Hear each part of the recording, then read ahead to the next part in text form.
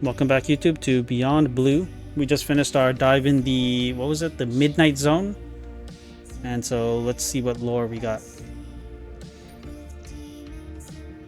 We got 3. Okay, let's see what it says. 4. Wow, okay, we got a lot. Okay.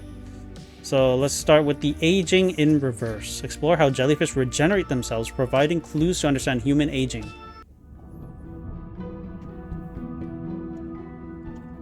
Jellyfish have mechanisms of self-repair. They're constantly getting bitten by turtles and chunks getting taken away. 50% of the jellyfish population are wounded. That's crazy. So they've gone through 500 million years living, persisting in the ocean in simplicity, and they've come up with some remarkable ways of living. There's something called the immortal jellyfish. Keep on keeping on. And how they age. Aging in reverse, which we're just beginning to understand, where they get old and then degenerate back into a youth again. In understanding the gene pathways and how this happens, this could look at, humans. We don't have this capacity to age in reverse. It's like Benjamin Button, and it's here. And it just takes the kind of focus and dedication to look at that jellyfish and to grow that jellyfish and to figure out how to use the best available scientific tools to get at this question. It's just about kind of looking super deeply and letting the secrets unfold. Man, imagine being in there, in that pool of jellyfish. That'd be crazy. But yeah, aging in reverse, that's interesting. I kind of wish there was more information, but I mean, this is a surface level stuff. But my understanding of aging is that it's a consequence of us losing DNA. Small amounts of DNA are lost every time our cells replicate. And so I think, what are they called? I think it's the telomeres is part of your chromosome that's they're considered the caps of your chromosomes. It's the ends. And so it's actually there to be a protective layer for your real coding regions of your DNA.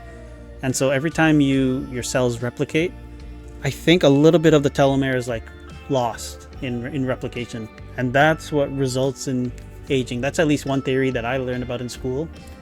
And so the idea for aging in reverse, it would be you would need a way to recreate or add back the DNA that we've lost. But how would you know? You know what I mean? You literally would not know what DNA to add back if you lost it. But if that's the kind of aging or if DNA loss is what causes the aging that we're seeing jellyfish experience, then there must be a way that jellyfish are able to build back up their DNA.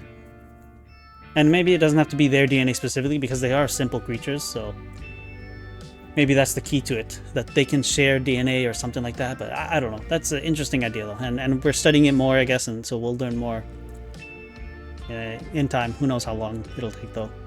Let's see. Silly little primate eyes. Learn how technology developed by Dr. Gruber is enabling us to see the ocean as sea creatures do.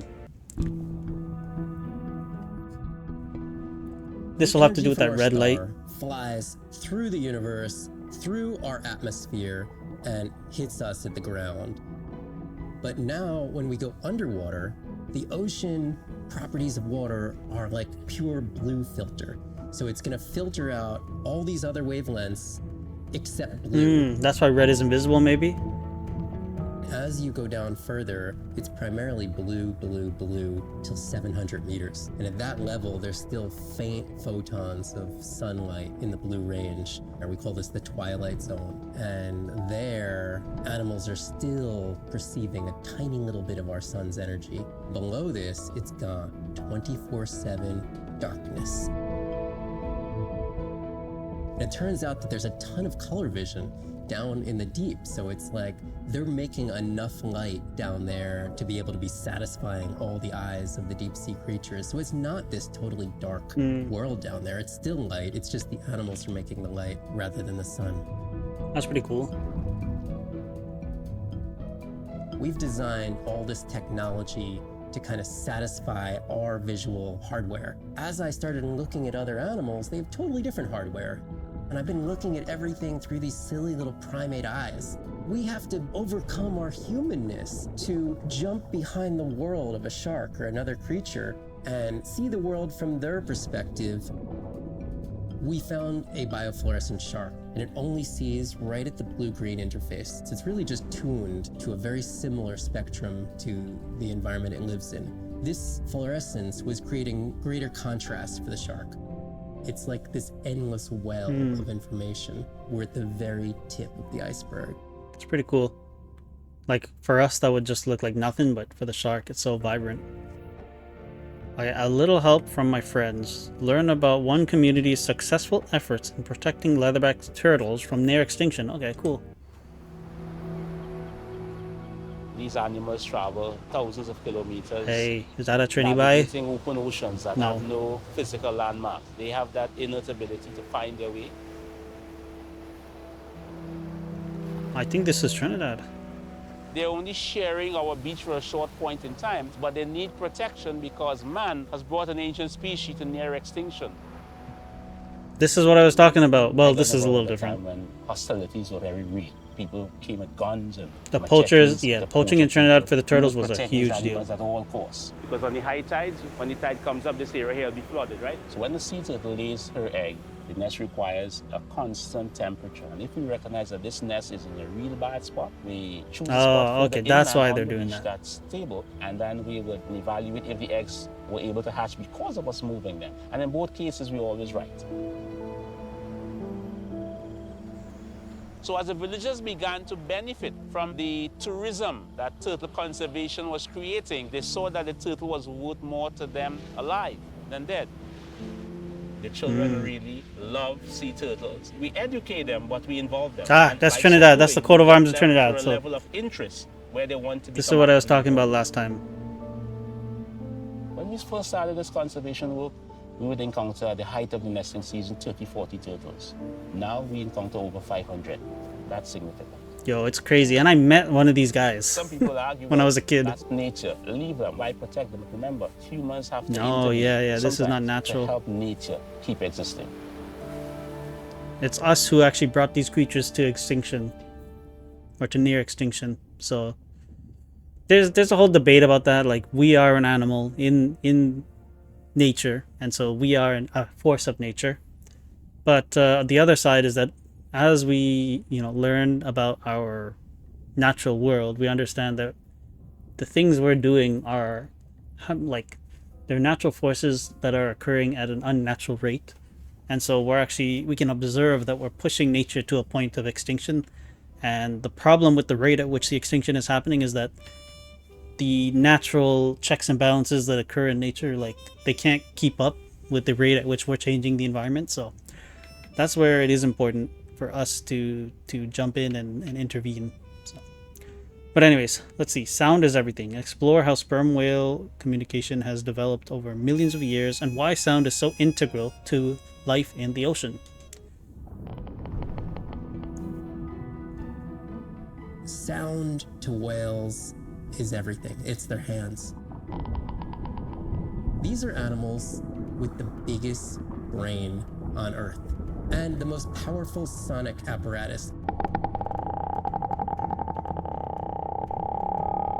They spend a lot of their time deep down. They're diving for an hour at a time in darkness.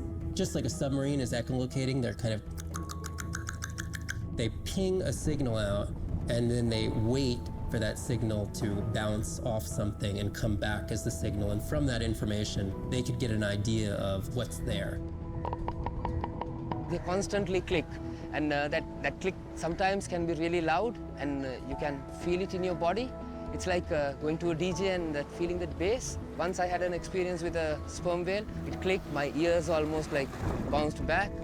It's really an amazing feeling, You don't develop a huge, complicated brain if you're not using it.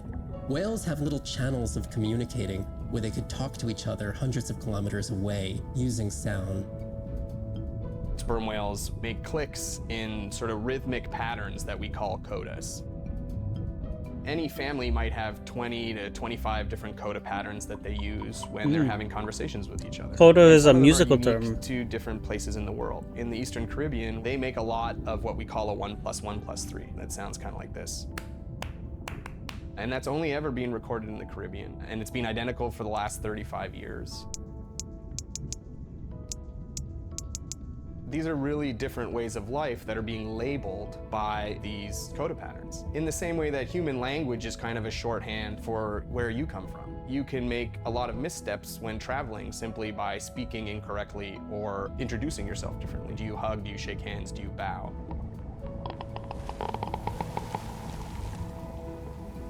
And a growing concern has to do with the noise that we're putting into the ocean. Everything we do impacts everything they're doing. The sound is causing high levels of stress in animals like this. No one wants to live at a rock concert. You can imagine trying to have your home inside an arena while some metal band is playing. And that's increasingly what the ocean feels like. Yeah. Rough for them. I don't know what the solution is there, though. It's a tough one. But anyways, ooh, we got some jazz going. I wonder if it's like Miles Davis or something. Kind of sounds like him. Probably not. I don't think they would have the license, the developers, for this, but let's see who. Oh no, it is Miles Davis. Hey, I know my Miles Davis. Bro is a legend. If you don't know him, you know, look up some of his music. Okay, I think we don't care about that. So, oof. But I do love being down here. Man, if I could have like a getaway, you know, like a cabin down here in the deep sea, that would be like the dream. But anyways, let's go sit down and see what's popping off. We still have the mystery of the noise down in the deep sea, so we got a bunch of messages. Let's go see Irina's message first. It's Irina. Since there's no dive today, I'm going to lose myself in the wet lab to work on those samples you sent up from the brine pool. Hey, have you listened to my daughter's track? Interesting, right? I have indeed listened to it, yeah.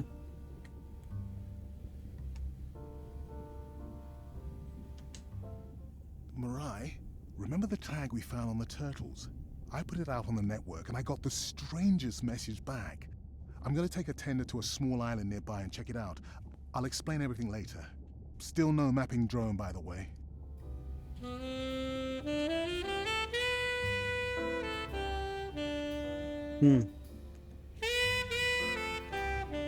Hold on a sec. Let me just check the vibes. It's like Stan Getz or something. No, this is still Miles Davis. But that's a saxophone player right now. I don't think Miles Davis played the sax. I think he's known as the trumpet player. Anyways, let's see what the message is from Ren. Hey, it's me. Nana didn't qualify for the study. Doctor says we missed the window. Whatever that means. Gosh. Hard to tell what she remembers now. Oh. It's tough. Not sure my head's 100% there with school. Honestly, seems like a waste of money. Anyway, see you. Maybe. Oh, shoot. Okay, never mind. The doctor probably meant missed the window as in there's no hope at this point. Oof. That's so sad. That's how it goes, though.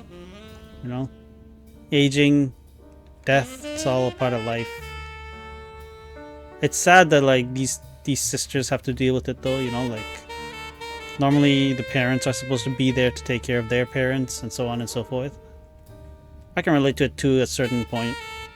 My grandfather, in the end of his life, you know, there were things I had to do that I felt I shouldn't have had to done.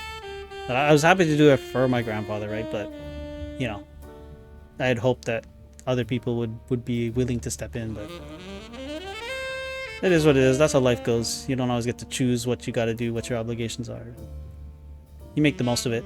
But anyways, that's gonna be it for now. Sorry to end on kind of a sad note there, but I don't know if I have time to do another dive, so I think I'm gonna have to call it here. But anyways, yeah, that's gonna be it. So thanks everyone for watching. Hope you have a wonderful day, and I'll see you when I see you. Goodbye.